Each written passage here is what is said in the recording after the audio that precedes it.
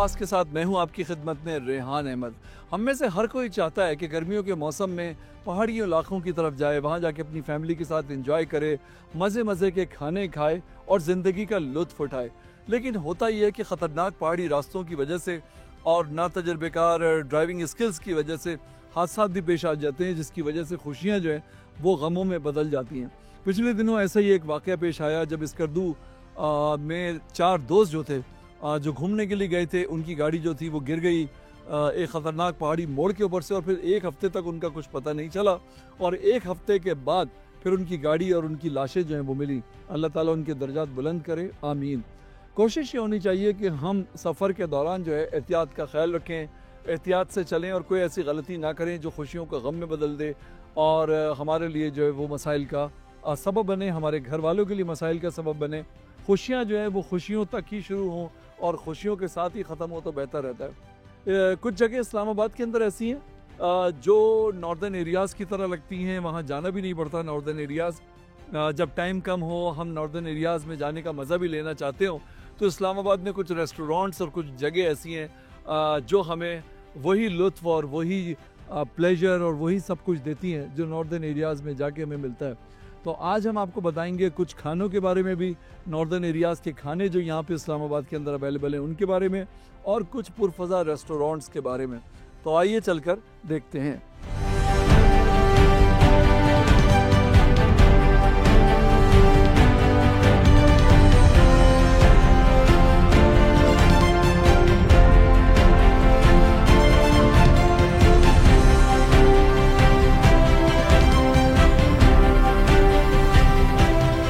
अस्सलाम वालेकुम, कैसे मिजाज हैं आपके?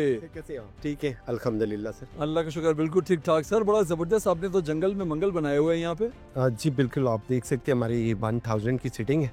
फ़िलहाल तो हमारा हाई टी का टाइम चल रहा है तो इसमें थोड़ा सा रश कम होता है, लेकिन हमारा लंच और डिनर बहुत ही बेहतरीन होता है। आइए मैं आपको विज़िट करवाता हूँ। बिल्कुल सही है। उससे पहले मुझे ये बताइए कि ये जो आपने मुख्तलिफ आपके जो पोर्शंस हैं इस रेस्टोरेंट के, इनको आपने मुख्तलिफ नाम दिए हुए हैं, मुझे उनके बारे में बताएं। हाँ बिल्कुल सर, हमारा फैमिली सेक्शन है। ये तकरीबन 40 to 50 की सीटिंग है हमारी। TH हॉल इसे कहते हैं, ये फैमिली सेक्शन है। इसी तरह हमारा ये ट्री टेरेस है, ट्री टेरेस का नाम हमने दिया हो, ये भी फैमिली सेक्शन है हमारा। Please sir. अच्छा, जी। इसके साथ नीचे हमारा बैंक्वेट हॉल है जो 250 की सीटिंग का है। फिर मरगला टेरेस है, मरगला के साथ हमारा GT यानी गलियार टेरेस है, स्वाद टेरेस है और प्लस लॉन है हमारा। ये हमारे सेक्शंस हैं। लोग जो यहाँ पे आते हैं खाना खाने के लिए, मैंने देखा कि बड़ा खूबसूरत माहौल है, मारगला की पहाड़ियाँ भी हमें नज़र आ रही हैं, तो लोगों के तासुरात क्या होते हैं? मतलब नेचर के साथ साथ आप खाना खिला रहे हैं, उसके बारे में। बिल्कुल सर, आप ये जितने भी लोग आ रहे हैं, एक तो ग्रीनरी की वजह से, दूसरा हमारी लोकेशन आपके सामने है, तीसरा हमारा फूड और सर्विसेज। उसके अलावा कैपिटल है इस्लामाबाद जैसा कि आप जानते हैं, और इस तरह की ग्रीनरी आपको कहीं और नहीं मिलेगी, तो इस ग्रीनरी की वजह से लोग हमारे पास ज़्यादा आ रहे होते हैं। तो खाने के अंदर क्या खास बात है? आपकी जो स्पेशल डिश है वो क्या है? हाँ, हमारी स्पेशलिटी सर जो है वो दम पुख्त है, और उसके अलावा हमारी लैम कढ़ाई, लैम टिक्का यानी शनवारी फूड हमारी स्पेशलिटी है। साथ में एडिशन में हमारे पास चाइनीज़ कुजीन भी और पाकिस्तानी कुजीन भी है, लेकिन शनवारी हमारी स्पेशलिटी है सर। क्या बात है, माशाल्लाह। तो आइए सर, आप हमें किस तरफ लेके जा रहे हैं? चल के देख। किचन का विजिट करवाता हूँ सबसे पहले। हाँ। आ जाइए मेरे साथ, मैं शेफ़ साहब से भी मिलवाता हूँ आपको।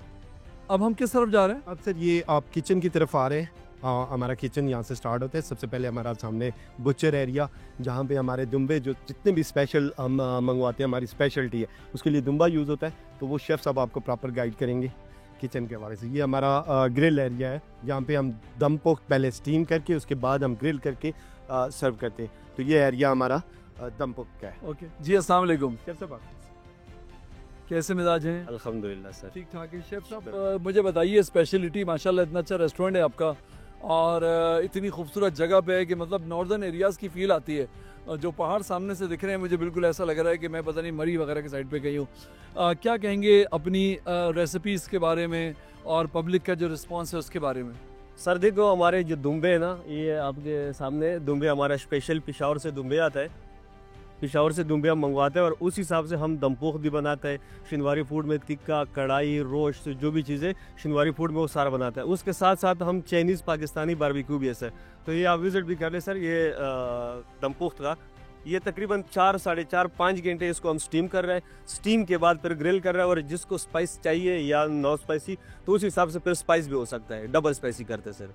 लोग कैसा खाना पसंद करते हैं यहाँ इस्लामाबाद में? जो खाने लोग खाते हैं वो ज़्यादा स्पाइसी खाते हैं, नमक तेज़ खाते हैं या नहीं खाते? सर आजकल ज़्यादातर जो शिनवारी फूड पसंद कर रहे हैं, शिनवारी फूड खाते हैं सर। हाँ। जी अच्छा, वो थोड़ा सा बताएं ना मुझे, शनवारी फूड किस तरह का होता है? सर देखो, शिनवारी फूड में लेम कढ़ाई है, उसमें हरी मिर्च और ब्लैक पेपर है और नमक है, इसमें कोई मसाला नहीं है। फिर दमपुख्त पे आ जाए तो ये हल्का सा थोड़ा सा स्पाइसी है, और इसके साथ जो हमारा ये रोश है वो भी सिर्फ नमक और लहसुन हरी मिर्च है, तो इसमें मसाले नहीं है। हाँ, कोई चाहते भाई हमें मसाला स्पाइसी करके दे दो तो हम दमपुख्त उधर स्पाइसी करके दे देता है। इसके साथ हमारे बारबेक्यू है, बारबेक्यू तो बहुत ही स्पाइसी है, और ये शिनवारी फूड जो है ये नो स्पाइसी है सर, नॉर्मल स्पाइसी है। बेसिकली नमकीन फूड आप इसे कह सकते हैं। शनवारी फूड कोई भी है ना, वो नमकीन फूड है। इसमें आपको स्पाइसेस इतनी ज़्यादा नहीं नज़र आएंगी जितना आपको नमकीन का टेस्ट आएगा।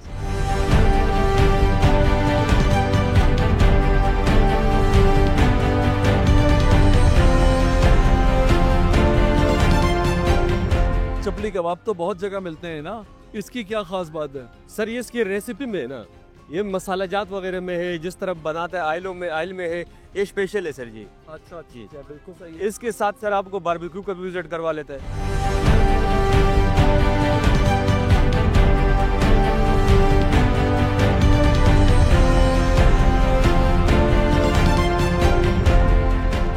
माशाल्लाह ये किचन आपका जो है, इसके अंदर सारा दिन गुजारना जो है ये गर्म भी होता है, और इसमें फिर स्पीड के साथ आप जो अपना पूरा ऑपरेशन जो है वो अंजाम देते हैं, वही बड़ा मुश्किल काम है। बिल्कुल बिल्कुल सर, है ना जी। सर ये लेम टिक्का है, शिनवारी लेम टिक्का है, इसमें सिर्फ नमक डालता है, इसके अलावा कोई मसाला जात वगैरह नहीं है इसमें। इसके साथ ये मलाई बूटी है, ये हल्का स्पाइसी है। फिर ये जो पीछे हमारे लगा हुआ है ये स्पाइसी बोटी है जी। तो ये मिक्स है, स्पाइसी भी है, नॉन स्पाइसी भी है, और नॉर्मल भी है सर, जिस तरह पसंद करे। सबसे ज्यादा जो लोग पसंद करते हैं वो कौन सा पसंद करते हैं? सर सबसे ज्यादा जो पसंद करे वो लेम है। लेम की या कढ़ाई हो या टिक्का हो या दमपुख्त हो, ये लेम का जो भी फूड है वो पसंद कर रहे हैं सर। क्या बात है, तो उसकी वजह क्या है? सर वजह ये जन्नती फूड है, दुबई जन्नत से आया हुआ है, लोग पसंद कर रहे हैं। पहले लोग स्मेल जो था वो नहीं पसंद कर रहा था, आजकल वो भी पसंद कर रहे हैं सर। ठीक है, तो इसको बनाते किस तरह से? कोई खास मुझे इसकी रेसिपी तो बताएं थोड़ी सी। सर ये इसका रेसिपी बनाने का रेसिपी है, रेसिपी इसमें नहीं, ये सिर्फ नमक डालना है, लेकिन इसका बनाने का तकरीबन 40-45 मिनट ये कोयले पे तैयार होता है, हल्के कोयले पे तैयार होता है। बनाने का तरीका है, बकाया रेसिपी तो इसमें सिर्फ नमक है सर, बकाया तो कुछ नहीं डालता है सर। चले, बहुत शुक्रिया। अब आगे चलते हैं, कुछ थोड़ी सी पब्लिक से हम बात करते हैं और देखते हैं कि पब्लिक जो इनके खाने खाती है वो पब्लिक क्या सोचती है। और आज मौसम भी बड़ा खूबसूरत है, जब हम ये शूट कर रहे हैं तो शाम बड़ी खूबसूरत है आज की। तो हम चलते हैं और चल के पब्लिक से थोड़ा सा फीडबैक लेते हैं।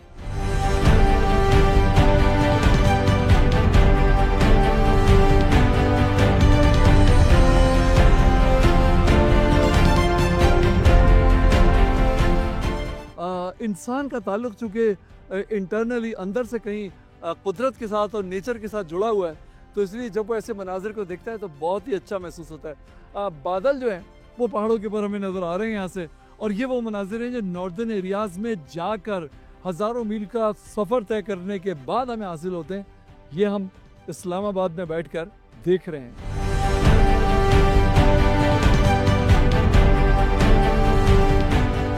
मैं कुछ नौजवानों के साथ मौजूद हूँ जो यहाँ पर अपनी खूबसूरत शाम में एंजॉय करने के लिए आए हैं, खाने को भी और एक दूसरे की कंपनी को भी। नौजवान जो है वो मुल्क के हर मामले में अपना एक पॉइंट ऑफ व्यू रखते हैं, उनसे चल के बात करते हैं। सर ये नरेंद्र मोदी साहब जो हैं उन्होंने कल फिर धमकी दे दी पाकिस्तान को कि जी पाकिस्तान के अंदर दहशत गर्दी को ख़त्म करने के लिए आवाम को सामने आना पड़ेगा, वरना मेरी गोली जो है वो मौजूद है उनके लिए। सर क्या कहेंगे आप? सर दहशत गर्दी जो है वो तो ओबियसली हमें पता है कि इंडिया ही जो है वो पिला रही है, तो अवाम तो पहले से पाकिस्तानी अवाम जो है पहले से दहशतगर्दी के ख़िलाफ़ है, और जो है वो लोग मतलब उनको डील कर रहे हैं अच्छी तरह। हम तो हर वक्त जो है वो तैयार हैं, उनकी मर्ज़ी है, जब भी आना चाहते हैं। तो फिर इनकी राफेल जितने गिरे हैं इसी तरह उनकी रा भी फेल हो गई है। राफेल को जो है इन्होंने रॉ को भी फेल कर दिया, बिल्कुल सही है। यानी वो सो रहे थे जिस वक्त माशाल्लाह पाकिस्तान एयरफोर्स ने, पाकिस्तान आर्मी ने अपना रोल प्ले किया, तो बहुत ही शानदार तरीके से। सर आप ये बताइए कि आप ये मोदी साहब की जो धमकियाँ वो आए दिन देते रहते हैं, इसे आप किस नज़र से देखते हैं? जैसे कि आप जानते हैं कि 1947 से जब से पाकिस्तान बना है उसके बाद रा और ये मोदी सरकार जो है, इनके पीछे जितनी भी एजेंडा है या इनकी जो माइंड सेट है, जिस तरह नाजिस्ट जर्मनी था उसका माइंड सेट ये लेके बैठे हुए हैं। लेकिन हमारी एजेंसियां, हमारी मुसल्लह अफ़वाज जो हैं, नौजवानों ने हमेशा आवाम का सहारा लेके आवाम ने उनका साथ दिया है और इनकी जो साजिशें थी उनको हमेशा नाकाम बना दिए है। लास्ट टाइम वो एक पायलट जो आया था यहाँ पे आया था तो उसको हमने मोस्ट वेलकम किया और चाय पिला के हमने भेजा था, लेकिन इंशाल्लाह नेक्स्ट टाइम आया तो उसको भी चाय भी मिलेगी और वो वापस इंशाल्लाह कभी नहीं जा सकेगा। ये जो पाकिस्तान पे हमला किया वो हमें समझ क्या रहे थे? वो वही बात है ना कि वो अपने आप को यही शो कर रहे हैं कि हम बहुत ही बहादुर कौम हैं। तो रही बात ये कि वो अपने लोगों को बेवकूफ़ बना। अच्छा, मैंने देखा अवाम में इतना ज़बरदस्त जज्बा था कि अवाम जो थे वो जब हमारे पाकिस्तान की तरफ से रिस्पांस जा रहा था, रॉकेट फायर हो रहे थे, तो अवाम जो थे वो साथ बैठ के रॉकेट लॉन्चर के वो देख रहे थे। और जब इंडिया के रॉकेट जब आ रहे थे तो अवाम अपने घरों की छत के ऊपर चढ़ गए थे देखने के लिए कि यार और आ रहे हैं या नहीं आ रहे। तो ये किस तरह की कौम है यार, और इसको हरा सकता है कोई? नहीं बिल्कुल, वो तो एक बात है कि वो लोग जब लड़ते हैं तो वो किसी छोटी काज के लिए लड़ते हैं, हम तो अपने जज्बे से लड़ते हैं ना, तो जज्बे को कौन हरा सकते हैं? क्या बात है, क्या होता है जज्बा ये? जज्बा यही होते है कि मुल्क के लिए जो पेट्रियटिज्म है, नेशनलिज्म है, वो हमारे नौजवानों के आप देख ले तो बहुत पीक पे है। इस दफा साइबर वॉर के शोबे में हमने पाकिस्तान को देखा, जो इंडिया के लिए सरप्राइज भी था कि जिस तरीके से वहाँ पे अटैक किया, 70% हिंदुस्तान की लाइट भी हमने बंद कर दी। तो उस बारे में आप क्या कहेंगे? जंग एक तो हथियारों से होती है, हवाई जहाज से होती है, साइबर वॉर जो जिस तरीके से हमने लड़ी है इस दफा, उसके बारे में? हाँ, साइबर वॉर भी ये मतलब 21st सेंचुरी है और ये अभी इस दौर में ये जो चीज़ें है इसी दौर में साइबर का दौर है और टेक्नोलॉजी का दौर है। और पाकिस्तान ने टेक्नोलॉजी में इम्प्रूवमेंट किया है और हम साइबर वार के ज़रिए और जज्बे के ज़रिए हम उनको बिल्कुल डिफीट कर लेंगे। कोई शेर सुना दो, कोई शेर याद है? खुद ही को कर बुलंद इतना कि हर तकदीर से पहले खुदा बंदे ना खुद उसे मता तेरी रजा क्या है। क्या बात है। चले जाएंगे अल्लाह की मदद से और जज्बे से, कौमी जज्बे से हम इंशाल्लाह हम जीत जाएंगे। जिस वक्त ये जंग शुरू हुई है, हिंदुस्तान के मिसाइल आकर गिरना शुरू हुए हैं, पिंडी के ऊपर भी गिरा है, आप कहाँ थे उस वक्त और क्या सोच रहे थे? मैं तो इधर यूनिवर्सिटी में था। वो मेरे कज़न ने मुझे कॉल की कि यार हमने घर जाने, जंग आ रही है, तो मैंने उनके कहा कि हम इधर ही रहेंगे और हमारी एयरफोर्स भी माशाल्लाह बहुत तगड़ा है और हम इंशाल्लाह, मैंने पहले भी बता दिया कि हम उनको मुंह तोड़ जवाब देंगे। क्या बात है, माशाल्लाह। कज़न जो था वो घर जाना चाह रहा था क्योंकि वो मम्मी पापा वाला होगा ना कज़न, तो उसने कहा, छोटा था तो उसने कहा मैं घर जाना चाहता हूँ, उसे डर लग रहा होगा। लेकिन ये जो हमारे दोस्त हैं, आप ये देखिए कि जो हमारी कौम है और जो हमारे लोग हैं वो एक दूसरे के लिए, आप ये देखिए कि किस तरीके से वो जो हैं एक दूसरे को बकअप करते हैं। मुश्किल वक्त में अगर किसी की हिम्मत टूट भी रही है या हिम्मत छोड़ भी रहा है तो उसके साथी माशाल्लाह इन जैसे लोग जो हैं उसे बकअप करते हैं, आगे बढ़ाते हैं। तो माशाल्लाह आप ये देखें, ये सिर्फ आर्मी, नेवी और एयरफोर्स की बात नहीं है, ये अवाम की बात है कि अवाम एक और महज पे अपनी जंग लड़ रही होती है। और ये वो जज्बा है जो कामयाबी की और दुनिया की कौमों के अंदर सर बुलंदी की अमानत है।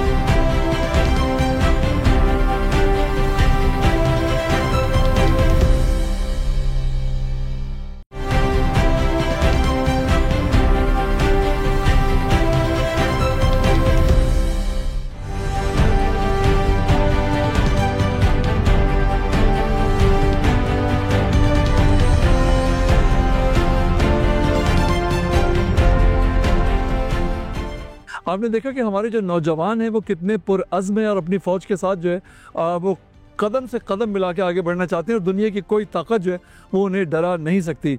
जी सर, कैसे मिजाज आपके? अल्हम्दुलिल्लाह ठीक ठाक हैं आप? क्या कहेंगे आप, दोबारा इंडिया कोशिश करेगा? जो बयान सुने मोदी के, उसे ये जाहिर हुआ है तो बुखलाहट के शिकार थे काफ़ी उसमें। हाँ, क्योंकि लास्ट जो उसने बयान दिए उसमें उसने अपनी शिकस्त भी तस्लीम की है कि किस तरह मतलब पाकिस्तान ने जो हमला किया है किस तरह उनको मतलब नुकसान का सामना हुआ है मुख्तलिफ जगहों पे। हाँ, तो अब मज़ीद ऐसा लग रहा है कि वो एक दफ़ा फिर कोशिश करेंगे जंग की। लेकिन चूँकि जहाँ तक बात है हमारी आर्मी की, तो वो चौकन्ना है हर जगह पे। बिल्कुल सही, यानी वो किसी भी मुमकिना हमले के लिए, किसी भी मुमकिना शरारत का मुकाबला करने के लिए तैयार हैं। बिल्कुल चौकस, बेशक इसमें कोई शक नहीं है। यही जज्बा है कौम को और हमारी फौज का। सर को माइक दे दीजिए। सर, बजट जो कमिंग बजट है, बजट आने वाला है, महंगाई की सूरत हाल सबसे पहले मुझे बता दें, आजकल क्या मुल्क में जो महंगाई की सूरत हाल है उससे नौजवान जो है वो किस नज़र से देखते हैं? महंगाई अभी तो जो हमने मुश्किल दौर था वो ऐसा हमारा पीछे गुजर चुका है, बट अभी महंगाई कंट्रोल में है। और देखा जाए कमिंग बजट है उसमें definitely we have to increase our defence budget. हम नए जहाज़ भी परचेज़ कर रहे हैं चाइना से, J-35 तो मज़ीद बाकी जो बात है इंडिया की, वो अगर किसी भी तरीके से हमारे ऊपर दोबारा हमला करने के लिए कोशिश करते भी हैं तो we are not scared of anything. हमारा जो इस्लाम है, हमारा मज़हब भी यही कहता है पहले जंग मुसल्लत ना की जाए, और अगर मुसल्लत की जाए तो पीछे नहीं हटा जाए, और हम we are ready to die for our country. बुनियान अल मरसूस, सीसा पिलाई हुई दीवार, क्या खूबसूरत। मैं आपसे बात कर रहा था महंगाई की जो मौजूदा सूरत हाल है, नौजवान उसका सामना किस तरह से कर रहे हैं? अभी तक तो कंट्रोल वे में चल रहा है चीज़ें। हमारे जो नीचे रिसेंटली देखा जाए तो इकोनॉमिक रिपोर्ट के मुताबिक we are now the 40th biggest economy in the world. तो हम ऐसा तो इस चीज़ का हमें कोई डर या खौफ नहीं है। सर एक स्टूडेंट जो होता है ज़ाहिर है उसके भी बड़े अखराजात होते हैं, 10,000 कस्म के होते हैं, उसके साथ हॉस्टल भी है, ट्रैवलिंग भी है, उसकी बुक्स भी हैं, उसके तालीमी अखराजात भी हैं। कैसे सामना कर रहे हैं? आपको लगता है आसान है इन सब चीज़ों को ओवरकम करना महंगाई की मौजूदा सूरत हाल में? एज ए स्टूडेंट अगर देखा जाए तो डेफिनेटली ओवरकम हो रहा है, और अगर नहीं भी हो रहा तो वी हैव टू डू। देखें, अगर हम थोड़ा सा वाइड एंगल में इसको सोचें तो अगर अभी हम इन चीज़ों को सफ़र करें और आगे ये हमें बेटरमेंट की तरफ लेके जाए तो I think we can suffer for the sake of a country. और एक जो सिंगल यूनिट होता है ए कंट्री का, वो तो जाहिर सी बात है सफ़र कर रहा है। जो एक मज़दूर है वो तो सफ़र कर रहा है, वो जिस तरह से जाहिर सी बात है 1000 या 1500 जो बंदा दिहाड़ी ले रहा है वो कैसे इन चीज़ों को कॉप अप करता है, it's very difficult for them. लेकिन अगर हम अपने नज़रिए से देखें तो अगर हमारे पास लाइकली हम अभी जितने भी यहाँ पे बैठे हैं वी आर ऑल इंडिपेंडेंट, और कुछ जो है वो अपने पेरेंट्स पे डिपेंड कर रहे हैं। तो आई थिंक अगर किसी पे डिपेंड रह के रहा जाए तो फिर इट्स वेरी डिफ़िकल्ट। लेकिन अगर हम अपने खुद डिफ़िकल्टीज़ के साथ कॉप अप करें एंड थोड़ी सी हिम्मत करें तो I think we can get over all these things. Sir क्या समझते हैं आप, ये जो रोज़ रोज़ का झगड़ा है इंडिया का हमारी तरफ, जो बार बार वो समझता है हमें कि पता नहीं मैं क्या समझ के, जैसे मज़ीद उससे धमकी दे दी कि जी जो नौजवान है पाकिस्तान के वो दहशत गर्दी के ख़िलाफ़ सामने आ जाएँ और सुख चैन से रहें, रोटी खाएँ, और अगर वो ऐसा नहीं करेंगे मेरी गोली तो फिर मौजूद है। तो सर क्या चूड़ियाँ पहनी हुई हम लोगों ने? सर सबसे पहले तो ये कि मतलब हमारी जो पाक फौज है सर, उन लोगों ने जिस तरह उन लोगों को जवाब दिया ना सर, मेरे जहन के मुताबिक सर उनको मतलब सही से जिस तरह, सबसे पहले सर मैं ये भी मेंशन करूँगा कि सर पाकिस्तान बहुत मेहमान नवाज मुल्क है, क्योंकि जैसे उन लोगों ने उन लोगों को चाय पिलाई थी शायद वो भी उनको याद रहेगा। और उसके बाद सर सबसे पहले उसके बाद जो बात मैं उन लोगों को बताना चाहता हूँ कि मोदी साहब देखो आइंदा कोशिश ना करो। पाकिस्तान जिंदाबाद, पाकिस्तान जिंदाबाद, पाकिस्तान आर्मी जिंदाबाद। क्या बात है, माशाल्लाह। ये देखिए जज्बा आप कितना शानदार है इनके अंदर। थोड़े से एक्साइटेड थे ये, लेकिन ये जज्बा जो है ये हर नौजवान के अंदर है, और ये वो जज्बा है जिसने पाकिस्तान बनाया था, जो क़याम पाकिस्तान की बुनियाद है, और जो कायद आज़म जिसे लेकर चले थे और पूरी कौम उनकी एक आवाज़ पे मुत्तहिद हो गई थी। आज भी कायद आज़म की वो लेगेसी जो है वो कंटिन्यू है।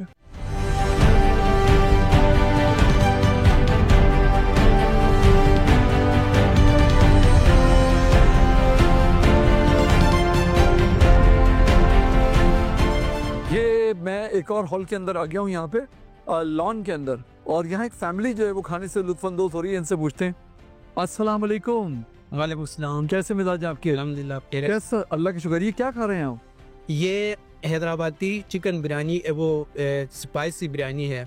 अच्छा, वेजिटेबल। तो आप स्पाइसी बिरयानी खा रहे हैं? इस रीजन में तो स्पाइसी बिरयानी ये स्पाइस नहीं खाते लोग। बस ये हम थोड़ा आदी हो गए हैं। हमारा ताल्लुक गिलगित बल्तिस्तान से है, हम उधर से बिलोंग कर रहे हैं, रह रहे हैं यहाँ पे। तो फिर यहाँ आके बस आदी हो गई है। 3-4 दफ़ा आए, इनका टेस्ट बहुत अच्छा है। लोग तो गिलगित बल्तिस्तान की तरफ जाते हैं और आप वहाँ से आ रहे हैं। 3-4 तारीख तक, बड़ी ईद तक हम निकलेंगे। अच्छा। बच्चे इधर पढ़ रहे थे, मजबूरी में इधर वो थे, तो मैं खुद अपना टाइम किसी न किसी तरीके से एडजस्ट कर लूँगा। बिल्कुल सही है। मुझे बताइए महंगाई की जो मौजूदा सूरत हाल है मुल्क के अंदर सर, उसके बारे में आपका क्या ख्याल है? सर महंगाई तो है, बहुत ज़्यादा है। महंगाई जो है वो कम होना चाहिए, लेकिन साबिका जो एदवार है उनकी निस्बत जो है, साबिका उनकी निस्बत जो है इस दफ़ा जो ये हुकूमत आई है, इन लोगों ने बहुत सारी चीज़ों में रेट्स कम हुए हैं। छोटी छोटी जो चीज़ें हैं वो आटा सस्ता हो, घी सस्ता हो इस बजट में भी। अच्छा, दूसरा जो है इसमें जो रोज़मर्रा की अशिया हैं वो स्कूल की फ़ीसें जो हैं वो कम हो, तो ये चीज़ें जो हैं थोड़ा कम कर लें तो मज़ीद बेहतर होगा। आपको लगता है घर का बजट मैनेज करना मुश्किल होता है, आसान होता है? जी भाई, बहुत मुश्किल है इस दौर में घर का बजट मैनेज करना, और बच्चों की फीसें, बिल, बिजली के बिल, गैस के बिल और दीगर चीज़ें मैनेज करना बहुत ही मुश्किल है। महंगाई ज़्यादा है लेकिन थोड़ी कम हो गई है। सब्जियों की कीमतें और दीगर आटा वगैरह, घी तो महंगा ही है, हाँ, बाकी थोड़ा कुछ महंगाई कम हो गई है भाई। तो सही है। तो अब अगला जो बजट आने वाला है, इससे आपको क्या उम्मीद है? नहीं पता क्या करती है गवर्नमेंट बजट में, मुझे तो नहीं लगता है कि कुछ होगा। अच्छा, तो आम आदमी, गरीब आदमी जो है वो कैसे गुजारा करेगा? बस मुश्किल से गुजारा करते, क्या करे गरीब आदमी इसी बजट पे मैनेज कर। आपको वजीर आजम बना दें पाकिस्तान का, तो महंगाई के खात्मे के लिए कोई प्लान आपके दिमाग में है? अगर मुझे वज़ीर आज़म बनाए तो मैं जो छोटी मोटी गरीबों की दस्तरस में जो चीज़ें होती हैं उनकी रेट्स कम करना होगा। मैं सब्जियां, घी, दालें और इस तरह के आटा वगैरह की। मुझे ये बताइए कि आप जो है पाकिस्तान के जो 3 बड़े मसाइल हैं वो आपको क्या नजर आते हैं? आजकल जो 3 बड़े मसाइल हैं वो बिजली का मसला है। बिल तो कम किए हैं कहते हैं, लेकिन कम नहीं आ रहा है। बिजली का बिल ज़्यादा आ रहा है, इसके साथ बच्चों की एजुकेशन भी मुश्किल हो गई है, हेल्थ भी बहुत ही मुश्किल है। ख़वातीन जो है ये बहुत अच्छी मैनेजर होती हैं। ख़वातीन चूँकि घर को मैनेज करती हैं, कभी बजट ज़्यादा होता है, कभी बजट इनके हाथ में कम होता है, लेकिन हर सूरत में वो घर में कहीं कोई तंगी या रुकावट नहीं आने देती। और घर का हर फर्द जो है उसमें एजुकेशन है, हेल्थ है, फूड है, ये 3 बड़े शोबे होते हैं किसी भी घर को चलाने के लिए और ज़िंदगी को चलाने के लिए। तो उसके अंदर वो अपना भरपूर किरदार अदा करती हैं और अपने हस्बैंड को जो है वो अक्सर औक़ात नहीं पता चलने देती कि वो कितनी मुश्किल से चीज़ों को मैनेज कर रही हैं और मामलात को चला रही हैं। एक और फैमिली के साथ मैं मौजूद हूँ और ये मुल्तान से आए हैं और खाने के बड़े शौकीन लगते हैं। तो जो सबसे बेहतरीन रेस्टोरेंट है इस्लामाबाद का, इन्होंने उसका इंतखाब किया है। और इसकी ख़ास बात ये, एक तो खाना बहुत अच्छा है, दूसरा ये कि यहाँ का जो एनवायरनमेंट है वो नेचर के बहुत ज़्यादा करीब है। तो ये नेचर के साथ साथ खाने को एंजॉय करना चाहते हैं। आप देखें ना, इसे कहते हैं कि नशा या मज़ा जो है दोबाला करना। मुल्तान के अंदर में तो खाने अच्छे मिलते होंगे, बहुत अच्छे खाने। तो कैसे मिलते हैं खाने? मैंने देखा इस्लामाबाद वगैरह में तो ज़्यादातर खाने स्पाइसी नहीं होते, नमक नहीं होता। तो हम जो कराची वाले हैं वो हमें इतने पसंद नहीं आते यहाँ के खाने।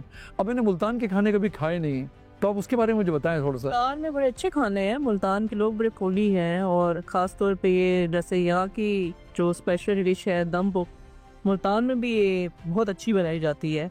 तो वहाँ पर जो आपका टेस्ट हो, जैसे ज़्यादातर लोग स्पाइसी पसंद करते हैं वहाँ पर, लेकिन अगर आप नॉन स्पाइसी हैं तो भी बहुत अच्छे खाने वहाँ पर दस्तयाब होते हैं। अच्छा, मैंने देखा कि समंदर नीचे के साइड पे और जो बाकी शुमाली इलाके हैं वो ऊपर के साइड पे।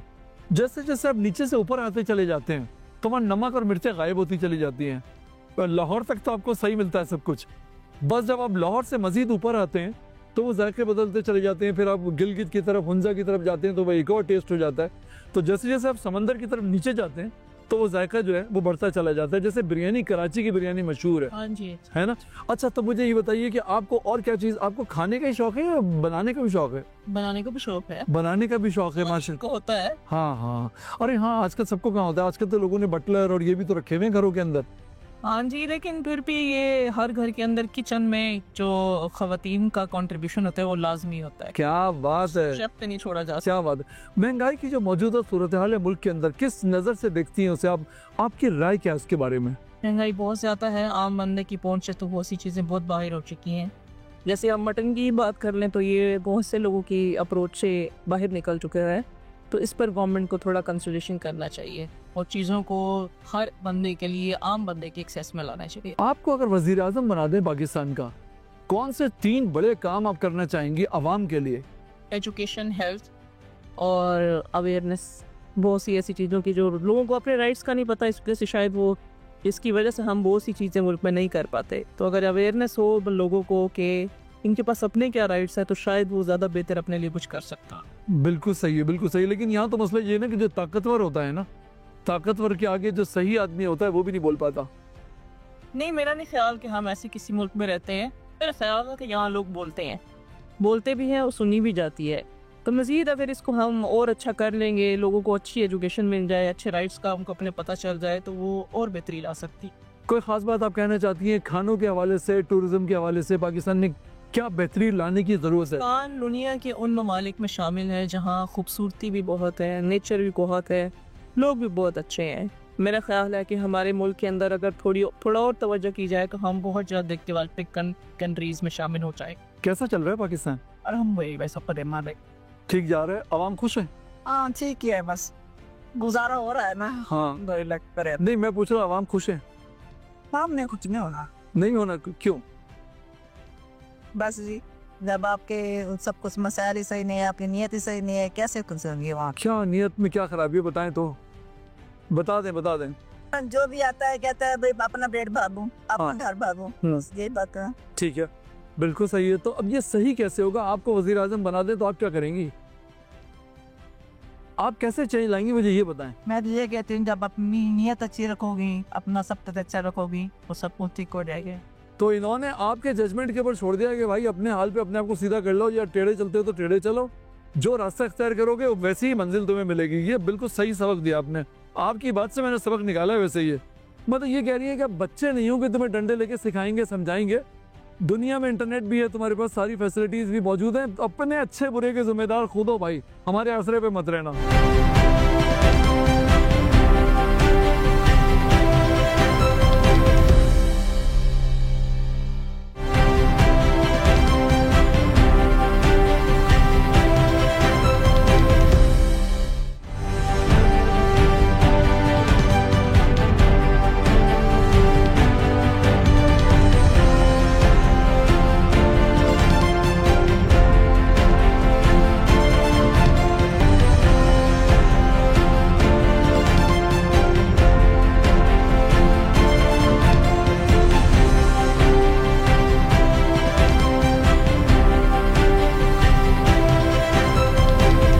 बिल्कुल सही है, बहुत शानदार, माशाल्लाह। आपको कितना अर्सा हो गया इस रेस्टोरेंट के अंदर? इस रेस्टोरेंट के अंदर 3 साल हुए सर। आपको 3 साल हो गए? सर ठीक है, बिल्कुल अच्छा, बिल्कुल सही है। मैं ज़रा टेस्ट करता हूँ इसको, और मैं टेस्ट करके ये बताता हूँ कि क्या क्या। बहुत ज़बरदस्त है माशाल्लाह, और स्पाइसी भी नहीं है और बहुत ज़्यादा सॉल्टिश भी नहीं है कि नमक बुरा लगे। और अब मैं ज़रा इनका चपली कबाब, मैंने बहुत जगह खाए, चपली कबाब जो है उसको मैं ट्राई कर दूँ।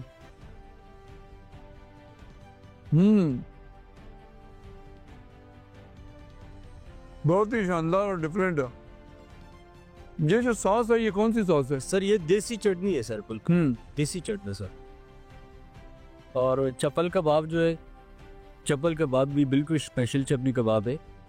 पुलाव भी हम जो बनाते हैं सर बहुत ज़बरदस्त पुलाव, अल्हम्दुलिल्लाह लोग पसंद भी कर रहे हैं। सिर्फ वैसे नहीं जो हम कह रहे हैं ज़बरदस्त है, नहीं, लोग पसंद भी कर रहे हैं, तारीफ भी कर रहे हैं। रेशमी कबाब है, रेशमी कबाब की भी लोग तारीफ कर रहे हैं, हमारे वहाँ लेटरों में जाता है, सही फूड माशाल्लाह पसंद कर रहे हैं, तारीफ कर दे जाता है।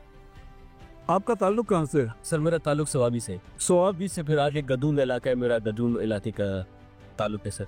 सवाबी के अंदर कौन सी चीज़ शौक से खाई जाती है? सवाबी के अंदर सर मटका लोग ज्यादा पसंद कर रहे हैं। मटका जिस तरह कटवा गोश्त कहता है ना सर, कटवा गोश्त ज्यादा लोग पसंद कर रहे हैं। कौन सी चंद अहम बातें हैं बहुत ज्यादा खाना बनाने के दौरान अच्छा टेस्ट निकालने के लिए जिनका ख्याल रखना जरूरी है? सर मेन चीज तो फूड का, मीट की क्वालिटी है, फिर उसकी कटिंग अच्छी हो, सही है, फिर उसका मसालाजात रेसिपी बनाना अच्छी हो, फिर पकवाई अच्छी हो, फिर प्रेजेंटेशन करना अच्छा हो सर। प्रेजेंटेशन, प्लेट में प्रेजेंटेशन जरूरी हो सर। ये जो जायकों में चेंज आता है मुख्तलिफ इलाकों के हिसाब से, ये कैसे चेंज आता है? मतलब कराची में जब जाते हैं यही लोग जो इधर स्पाइसी नहीं खाते या ज़्यादा सॉल्टिश नहीं खाते, जब वो कराची जाते हैं तो वहाँ जाके खाते हैं। सर पानी के हिसाब से वो कराची का या हैदराबाद का या इस्लामाबाद का या जिधर का भी हमारा पानी है ना, मेन चीज़ पानी, पानी के साथ आपने स्पाइस खाना है या नहीं खाना है। अभी पेशावर में लोग मिसाल के स्पाइसी नहीं खाते, वो पानी अच्छा है, नहीं खा सकते। हैदराबाद में आपको खाना पड़ेगा। तो आप ये कह रहे हैं कि पानी जो है उससे फ़र्क पड़ता है कि अगर आप जब कराची का पानी पीते हैं या हैदराबाद का तो स्पाइसी खाना आपको अच्छा लगता है। आप ये कहना चाह रहे हैं कि बड़ी अजीब बात है जो मैंने पहली दफ़ा, ये तजर्बा आपको कैसे आया? सर हमने खुद वहाँ पे वक्त गुजारा है, कराची में भी वक्त गुजारा है। मैं जब इधर इस्लामाबाद में था तो मुझे स्पाइसी नहीं पसंद था, फिर जब हैदराबाद गया तो फिर मुझे खुद स्पाइसी पसंद शुरू हो गया। उसके बाद मैं भी स्पाइसी खाता हूँ, लेकिन पहले नहीं था, स्पाइसी फूड नहीं पसंद कर रहा था। और आपके यहाँ जो लैम्प बनता है, लैम्प उसका मुझे बताएं, लैम्प किसी खास तरीके से बनाते हैं? पूरे पाकिस्तान में एक ही तरीके से बनता है या अलग अलग तरीकों से? नहीं सर, लेम जो साबुत लेम होता है नहीं, मुख्तलिफ तरीकों से। कोई सर बनाता है पतीले के अंदर, जो हम भी बनाते हैं। हम कोई बनाता है जिस तरह हम बनाते हैं कड़े में, हाँ हम 8-8 10-10 में लगाते हैं कड़े में, बलूची स्टाइल पे बनता है। तो सबसे ज़्यादा जो अच्छा है सर वो दमपुख्त भी अच्छा है, बहुत अच्छा है, लोग पसंद करते हैं। लेकिन कड़ा दुम्बा जो ज़मीन के अंदर तैयार होता है सर, वो बहुत अच्छा होगा। वो तकरीबन एक कड़े पे या एक दुम्बा हो या 8-10 दुम्बे हो, उस बनाने में 7 घंटे लगता है। 4 घंटे आपने उसकी जो फ्राफर तंदूर है, कड़ है, वो गर्म करना है। फिर उसके जो कोयला होता है बीच में, जो लकड़ हम जला लेते हैं, वो कोयला आपने निकालना है। इस तंदूर को गर्म छोड़ के फिर उसके अंदर दुम्बे रखने हैं, ऊपर से कवर कर। क्या बात है यार, पानी आ रहा है तो सुनने के बाद ही, बिल्कुल बड़ा जबरदस्त लग रहा है। आप घर में भी खाना बनाते हैं अपनी बेगम के लिए? नहीं सर, वैसे कभी कभी बना लेते हैं, लेकिन वो नहीं बनाता सर। आपकी बेगम कहती नहीं कि तुम खाना बनाओ मेरे लिए? सर जब वैसे कभी कभी बना लेते हैं, पुलाव शुलाव बनाते हैं। अच्छा, तो बेगम कहती है पुलाव पुलाव बनाओ, तो हर वक्त आपसे ये उम्मीद नहीं रखती कि आप खाना बनाएंगे जब घर पे आएंगे? तो नहीं सर, हम घर पे होते नहीं है, सुबह उठ के बाद ड्यूटी पे आता है, फिर रात को जाता है। अच्छा, जब तो घर वाले सो गए होते होंगे तो फिर आप भी सो जाते हैं? हम भी चले जाते हैं। जाहिर है, फिर इसका मतलब है बेगम को जो है आपके शेफ होने का कोई फायदा नहीं है? नहीं, वैसे खास नहीं, खास फायदा नहीं है ना। कभी शिकायत करती है इस बात की कि तुम दुनिया को खिलाते हो, मुझे नहीं खिलाते? नहीं सर, कभी शिकायत नहीं की है सर। मतलब बिल्कुल मायूस है क्या वो आपसे? नहीं नहीं, बस शिकायत नहीं कर रहे सर। हाँ, बहुत ही ज़बरदस्त खाना है जो मैं यहाँ पे खा रहा हूँ, और हर चीज़ बड़ी बैलेंस्ड है इसके अंदर।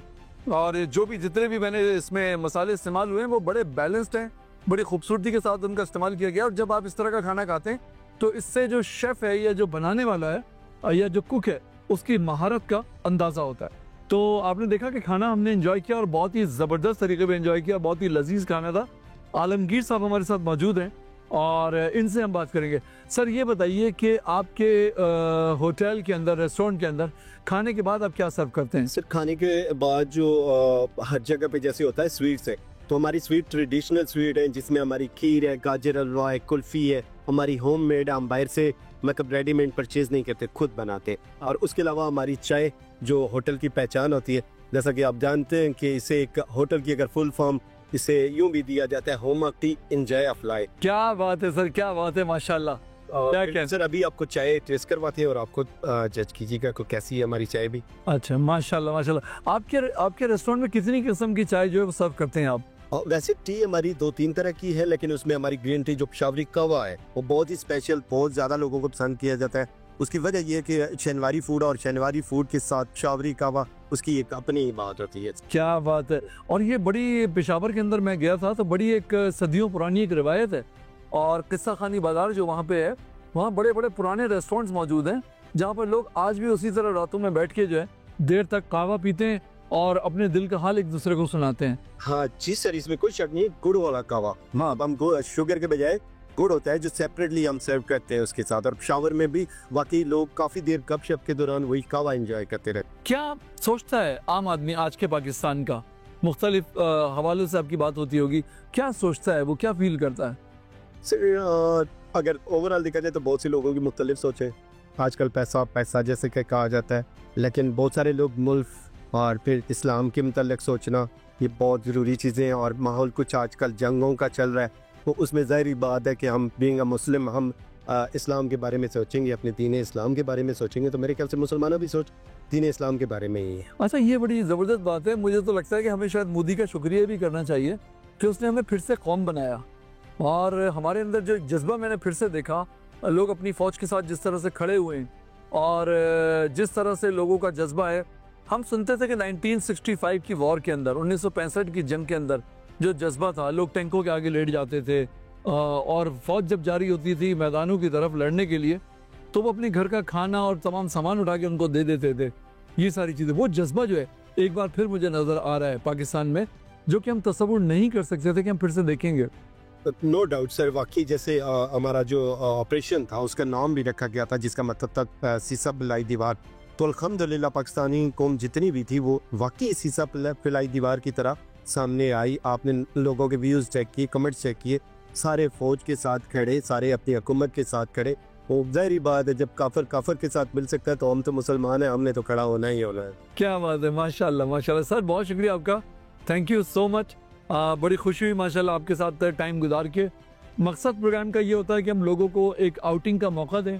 जो लोग दूसरे शहरों में घरों से बाहर इस तरह से नहीं निकल पाते, मसरूफ़ ज़िंदगी होती है, तो हम बताते हैं कि ज़िंदगी का एक चेहरा, एक रुख ये भी है इतना खूबसूरत, और हम अपने आप को टाइम देते हैं, एंजॉय करते हैं, खानों को एंजॉय करते हैं, एक दूसरे की कंपनी को एंजॉय करते हैं। और फिर यहाँ पर हमें अपनी फ़ौज के बारे में, कौम के बारे में, मुल्क के बारे में लोगों के जज्बात जानने का मौका भी मिलता है। उम्मीद है कि आज का प्रोग्राम आपको पसंद आया होगा। मुझे तो बहुत मज़ा आया। पाकिस्तानियों से मिलकर मुझे, एक ऐसी कौम है जब मैं इनसे मिलता हूँ और इनके जज्बात को देखता हूँ, इनके जज्बों की हरारत को देखता हूँ, तो मुझे लगता है कि मैं फिर से रिचार्ज हो गया हूँ और फिर से हम अपने ज़िंदगी के एक ऐसे दौर में चले गए हैं जहाँ पे आपके अंदर एक बिजली सी भर जाती है। अल्लाह ताला से दुआ है कि हमारी मुसल्लह फ़ौज को, पाकिस्तान को हमेशा हमेशा सलामत रखे। जैसे कि हमारे फील्ड मार्शल साहब ने कहा था कि पाकिस्तान हमेशा जिंदाबाद। यही दुआ हमारी भी है। अगले प्रोग्राम तक के लिए इजाज़त दीजिए। अल्लाह हाफिज़।